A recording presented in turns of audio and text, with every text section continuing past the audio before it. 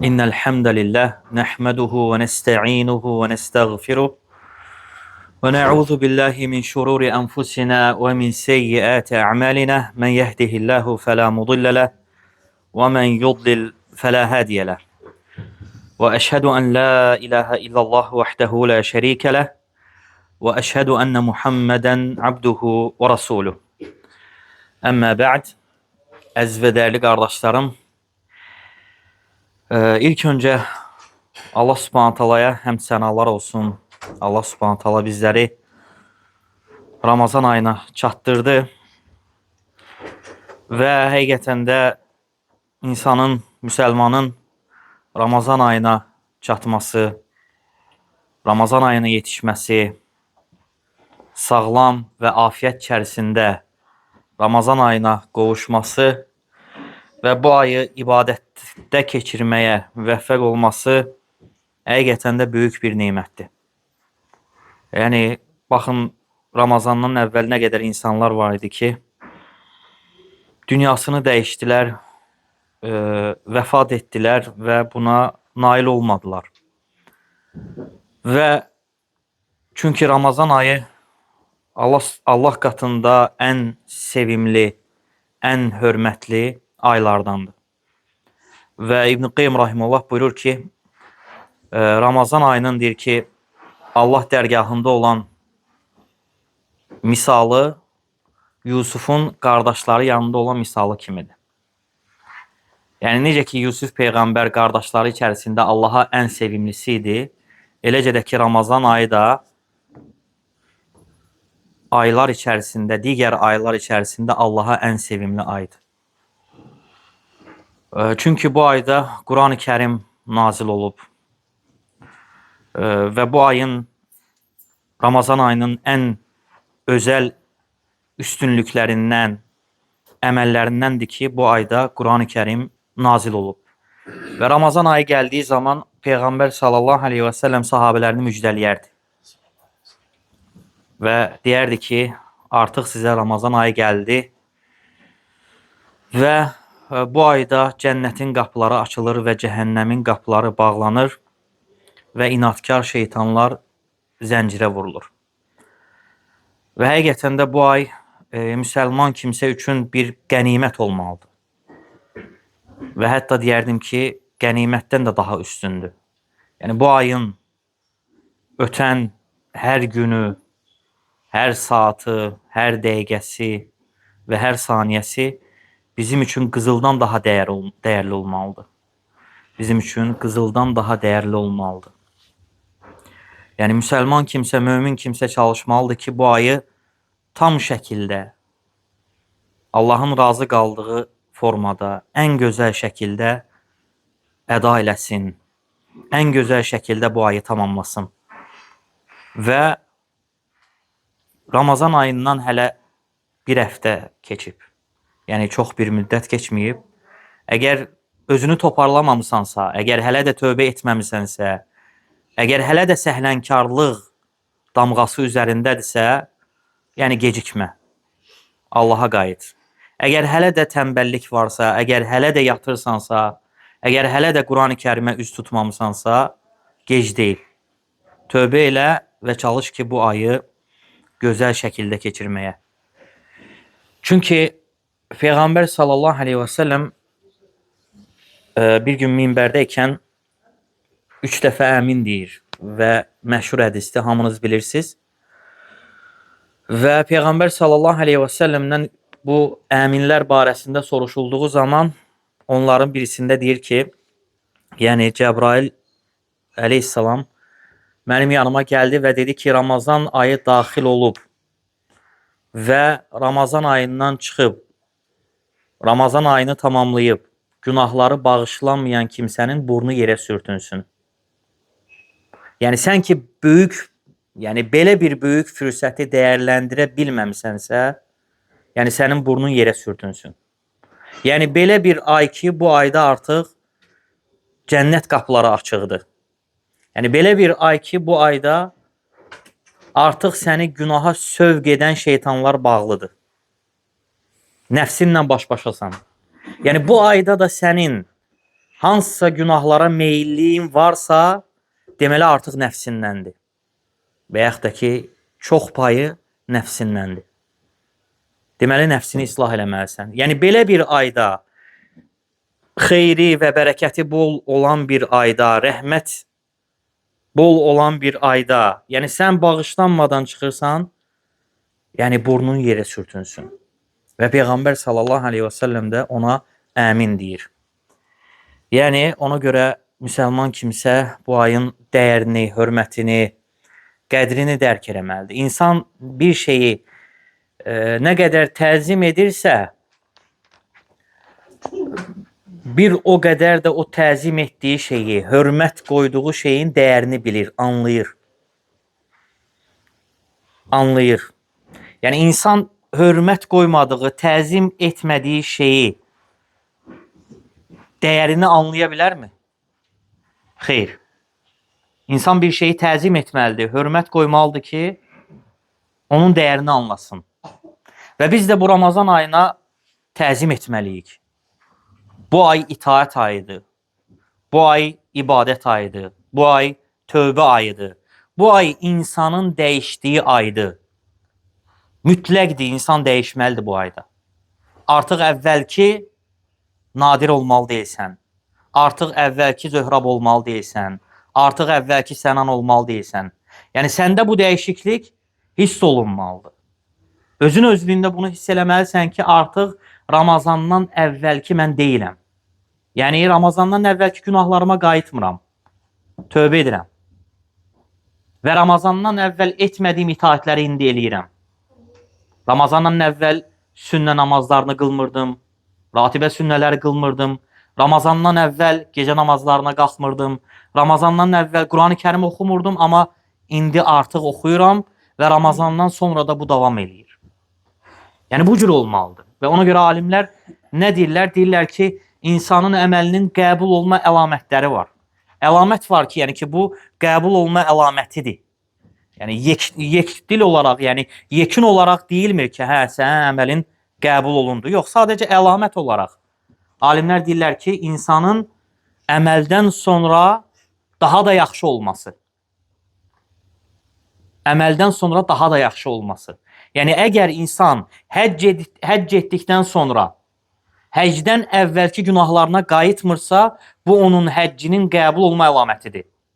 Əgər insan Ramazandan sonra, Ramazandan əvvəl etdiyi günahlara qayıtmırsa, tövbəsi üzərində sadiqdirsə və itaətlərini artırırsa, bu artıq onun Ramazanının qəbul olma əlamətlərindəndir. Və oruc bir qalxandır. Bizi Allahın əzabından axirətdə qoruyur və həmçinin də ki, dünyada oruc səni günahlardan, asiliklərdən qoruyur. Oruc səni günahlardan, asiliklərdən qoruyur, qalxandır. Və Uca Allah Quran-ı Kərimdə, Bəqərə surəsində, oruc ayəsində buyurur ki, Yə eyyuhəl-ləzīnə əmənu, kutibə aleykumus-siyamu kəmə kutibə aləl-ləzīnə min qablikum ləalləkum təttəqun. Ey iman gətirənlər, sizdən əvvəlkilərə oruc fərz edildiyi kimi, sizə də fərz edildi ki, Allahdan qorxmağınız üçün, təqvalı olmağınız üçün. Deməli, orucdan insana nə gəlməlidir? Təqva. Orucdan insana gələn səmərə, fayda, bəhrə təqvadır. Əgər insanın orucdan qazandığı təqvası yoxdursa, orucunda problem var.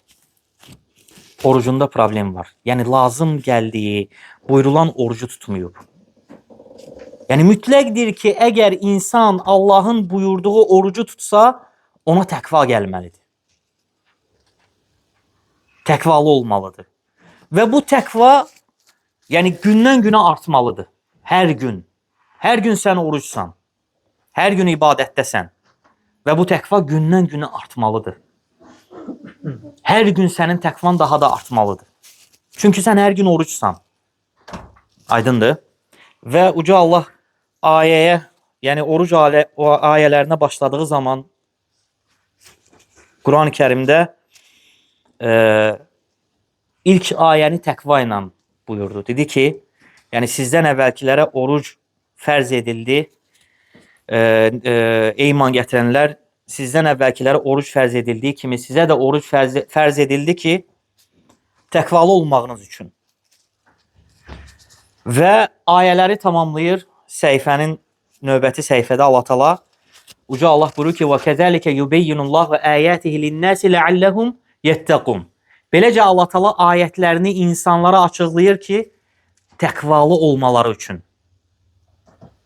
Təqva ilə başladı və təqva ilə də bitirdi. Ona görə insana orucdan gələn ən böyük fayda onun təqvalı olmasıdır. Orucda və orucdan sonraki vaxtlarda təqvalı olmasıdır. Yəni orucdan məqsəd sadəcə insanın gedib bazarlıq eləməsi, soyuducunu doldurmaq, iftara resept hazırlamaq deyil. Yox, bu deyil. Əsas məqsəd bu deyil. Axşama nə yeyəcəm, onu planlaşdırmaq deyil. Orucdan məqsəd bu deyil vallahi. Əgər insan orucdan məqsədi bu düşünərsə, insan hələ orucun məqsədini, hədəfini, qayəsini anlamayıb. Orucdan məqsəd sadəcə insanın ac qalması deyil. Orucdan məqsəd sadəcə insanın mədəsinin boş olması deyil. Xeyr, bu deyil. Və bunu Uca Allah ilahi hədisdə bizə xəbər verir.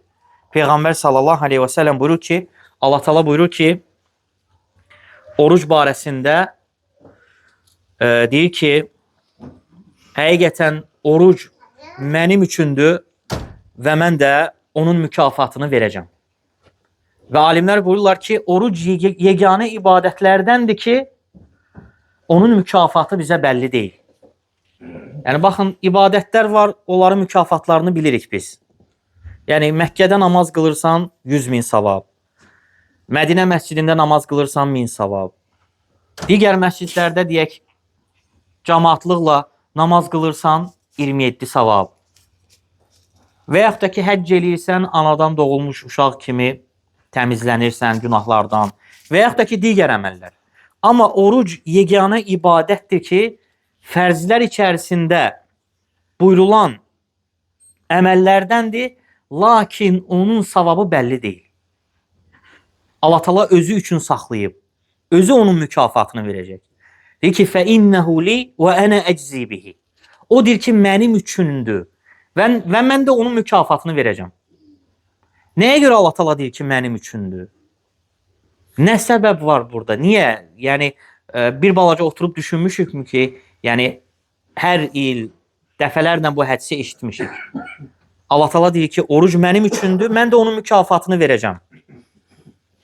Nəyə görə Allah Taala deyir, ha? Kim deyər?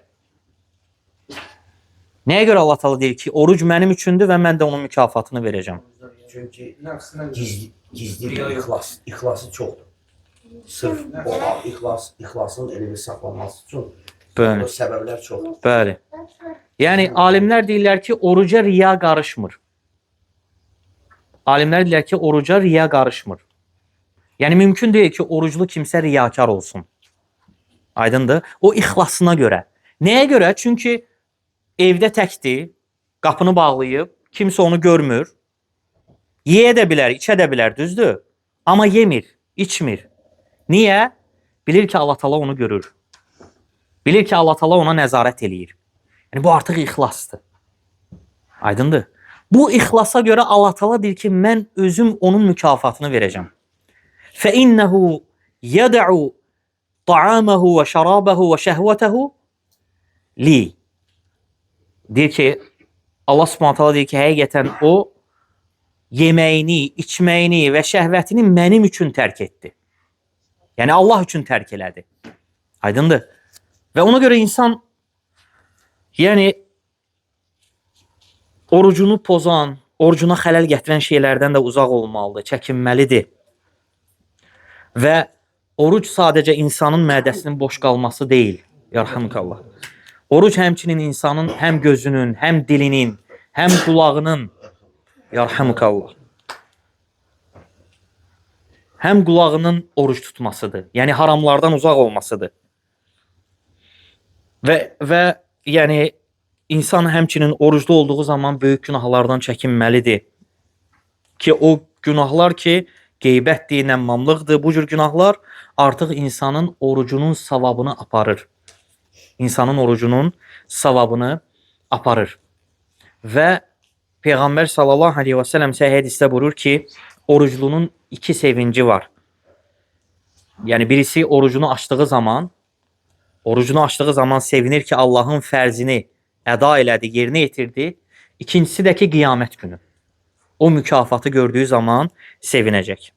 Ona görə, qardaşlar, yəni insan nəyə təzim edirsə, nəyə hörmət edirsə, onun dəyərini anlayır ki, ona hörmət eləyir. Və insan Ramazan ayına təzim etməlidir, hörmət etməlidir. Nəyə görə baxın, alimlər deyirlər ki,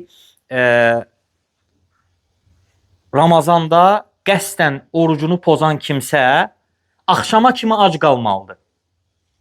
Qəsdən, bilərəkdən orucunu açan kimsə deyirlər ki, axşama kimi ac qalmalıdır. Ramazana olan hörmətdən, bu aya olan təzimdən. Bilərəkdən orucunu açan kimsə ondan sonra deyilir ki, sən axşam məğribə qədər heç nə yeməli deyilsən. Hətta orucun pozulsa belə. Və sonra da qəza eləməlisən. Ramazan ayına olan hörmətdən idi. Ramazan ayına olan təzimdən idi. Eləcə də ki, bütün əhkamlarda da belədir. Yəni, Ramazan sadəcə bizim oruc, ac qalmaq, axşam iftarı gözləmək və yaxud da ki, vaxtı yataraq keçirmək olmalı deyil. Vallahi ki, yəni, bilmirik, bəlkə də bu bizim sonuncu Ramazanımız ola bilər.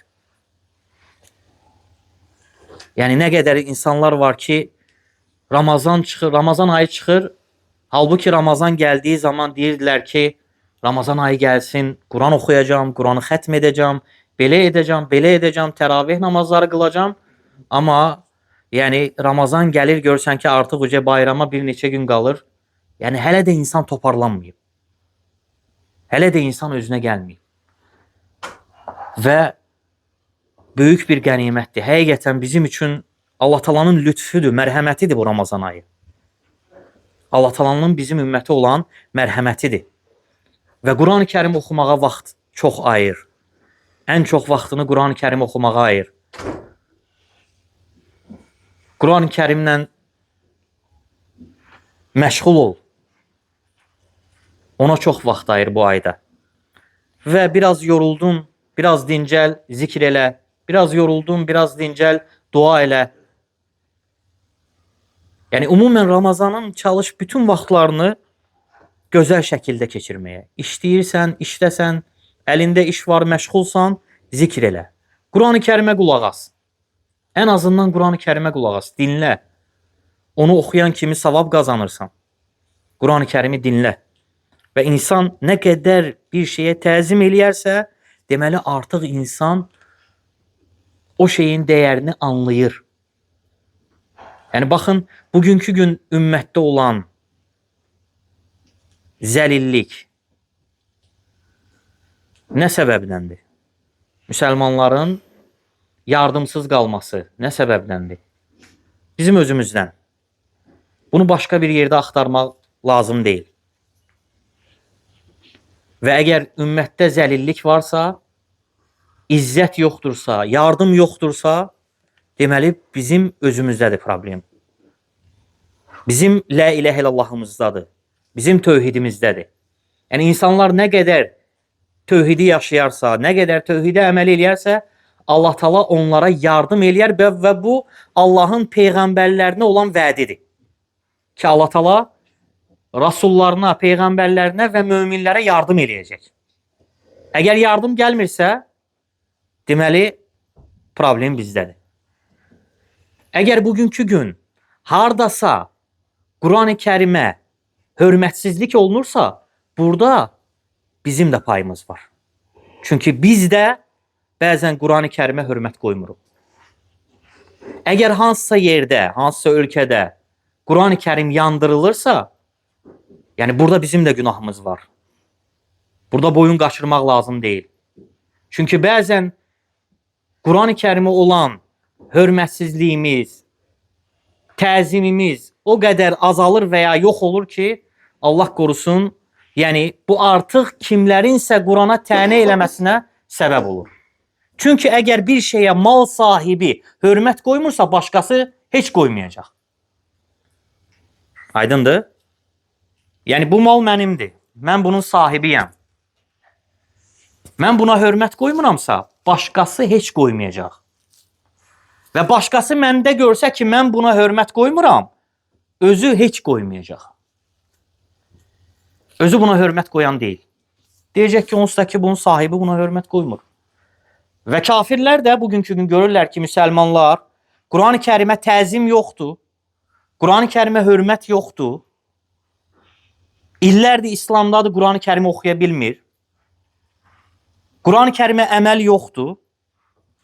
O bir dənə şeir var ya, deyir, mərhəmət duyğusu səndə yoxdursa, o orucun nə faydası var? Yəni, Quran-ı Kərimi əməl olunmursa, insanın ona təzim etməsinin, hörmətin bir faydası varmı? İnsan Quran-ı Kərimə əməl eləmir. Onun təziminin ona bir faydası varmı? Əlbəttə ki, yoxdur. Ən böyük təzim insanın Quran-ı Kərimə olan hörməti, ona əməl etməsidir. Ən böyük təzimidir. Vallahi bəzən yəni elə hörmətsizliklər görürsən Quran-ı Kərimə qarşı. Yəni saatlarla insan düşünür. Vallahi bundan arası bir neçə gün əvvəl gördüyüm bir şeyi danışıram. Qardaşdır, məsciddə oturub. Ne bəlkə də özü də eşidər, bəlkə də nə vaxtsa ona çatar. Qoy ona da ibrət olsun. Yəni məsciddə oturub, ayaqlarını qaldırıb. Hətta bunu kim də görsə, müxaliflər də görsə mən bunu deyəcəm. Çünki artıq bu insanın Allahın kəlamına qarşı hörmətsizliyidir. Bu müxalif şeylər deyilməlidir ki, insan özünü düzəltsin. Baxın, məsciddə oturub, ayaqları qalxıb. Göydədir ayaqları, yəni bu cür formada. Və üzr istəyirəm, ayaqlarının arasında yerdə telefon var və telefonla nə isə belə eləyir. Prosta ürəyimə pis fikir gəlir ki, birdən Quran-ı Kərim olar bu. Sonra deyirəm, bəlkə də deyil. Fikirləşirəm ki, bəlkə də deyil. Yəni, çox pis görünüşdə idi, yəni. Hətta telefon olsa belə. Çox pis görünüşdə idi. Yəni, onu görməyən kimsə təsəvvür edə bilməz. Yəni ki, necə bir görünüşdə idi də. Və belə çevirirdi. Nəysə, mən macal tapdım, boylandım və gördüm ki, Quran-ı Kərimdə oxuyur. Gördüm ki, Quran-ı Kərimdə oxuyur. Sadəcə ona nəsiyyət eləməyə fürsət tapa bilmədim. Yəni, cəmaat çox uydu, girən, çıxan, imkan eləyə bilmədim ki, heç tanıdığım adam da deyildi. Vallahi 72 saat, 3 gün bu hörmətsizlik barədə düşünmüşəm. 3 gün Quran-ı Kərimə olan bu hörmətsizlik barədə düşünmüşəm ki, hansı yardımla danışa bilərik? Hansı müsəlmançılıqdan danışa bilərik ki, Quran-ı Kərimə belə hörmətsizlik var? Yəni, insan oturub ayaqlarını qaldırıb, ayaqlarının arasına da Quran-ı Kərimi qoyub, belə oxuyur. Yəni, budur, yəni. Yəni, bu Quran bizə belə gəlmişdi. Peyğəmbər sallallahu aleyhi və səlləmə Quran nazil olanda titriyirdi. Tər basırdı. Peyğəmbər sallallahu aleyhi və səlləmin dəvəsi dizlərinə qədər torpağa batırdı. Quran-ı Kərim nazil olanda. Peyğəmbər sallallahu aleyhi və səlləm Quran nazil olanda sahabələrinə oxuyurdu, onlar da dəri üzərinə yazırdı. Onlar da qabıq, ağac qabıqlarına, daş üzərinə yazırdılar Quran-ı Kərimi. İndi gəlib sən, yəni telefonda rahat belə hörmətsizlik eləyirsən. Vallahi deyirəm, əgər hansısa böyük bir ölkənin prezidenti ona məktub yazsa, وَلِلَّهِ الْمَثَلُ الْأَعْلَى, Allah ən uca misallara layiqdir. Əgər ən böyük bir ölkənin prezidenti ona məktub yazsa, onun məktubunu onun qarşısında elə oxuya bilməz. Onun məktubunu onun qarşısında elə oxuya bilməz. Amma Allahdır da, həlimdir. Möhlət verir. Əzab vermir. Dərhal əzab göndərmir. Dərhal cəzalandırmır. Bəlkə deyir ki, qulum tövbə eləyər, bəlkə düzələr. Yəni bu yaxşı hal deyil. Bu insanın Quran-ı Kərimə olan təziminin sönməsidir. Və əgər bir şeyə təzim yoxdursa, insan onun dəyərini anlaya bilməz. İnsan onun dəyərini anlaya bilməz. Və Peyğəmbər sallallahu aleyhi və səlləmlə Uhud döyüşündə 70 dənə Quran hafizi sahabə vəfat elədi. O sahabələr ki, Quran buralarındaydı onların. Kökslərindəydi, əzbər idi. Və onlar öldüyü zaman Peyğəmbər sallallahu aleyhi və səlləm 40 gün qunut duasında, 5 namazda onlara bəddua elədi. Müşriklərə ki, o Quran hafizlərini öldürdüklərinə görə. Yəni Qurandan təzim budur. Əməl etmək. İnsanın Qurana hörmət etməsi, dəstəmazda oxuması, kənardan bir kimsənin, yeni bir hidayət olan kimsənin bu cür səhnəni görməsi sizcə insanda necə bir hiss doğurar? Yəni düşün ki, yeni İslam'a gəlmisən, yeni hidayət olmusan və gəlmisən məsciddə belə bir dənə səhnə görürsən. Yəni vallahi Allah həmd olsun ki, biz hidayət olanda belə şeylər görməmişik. Allah həmd olsun ki, biz hidayət olanda belə şeylər görməmişik. Ona görə insan gözəl örnək olmalıdır və Quran-ı Kərimi sevdirməyə çalışmalıdır. Həm sözü ilə, həm əməli ilə. Və xüsusən də ki, bu ayda sənin Qurana olan hörmətin və təzimin və sevgin bu ayda daha da ortaya çıxır. Ki, sən ona daha çox vaxt ayırırsan. Və Allahdan istəyirəm ki, Allah Taala bizləri bu ayda bağışlanan qullarından eləsin. Allah Taala bizim bildiyimiz, bilmədiyimiz, gizlində, aşkarda olan, tövbə etdiyimiz, etmədiyimiz bütün günahlarımızı bağışlasın. Allah Subhanahu Taala bizləri bu ayda cəhənnəmdən azad olan qullarından eləsin. Allah Taala bizim oruclarımızı, dualarımızı və digər ibadətlərimizi bizdən qəbul eləsin. Allah Subhanahu Taala bizlərə Quran-ı Kərimi haqqı ilə oxuyub, ona təzim edən və Quran əhli olan kimsələrdən olmağı nəsib eləsin. Subhanəkə Allahumma və bihamdik. Əşhədu ən la ilahə illə ənt. Əstəğfirukə və ətubu ileyk.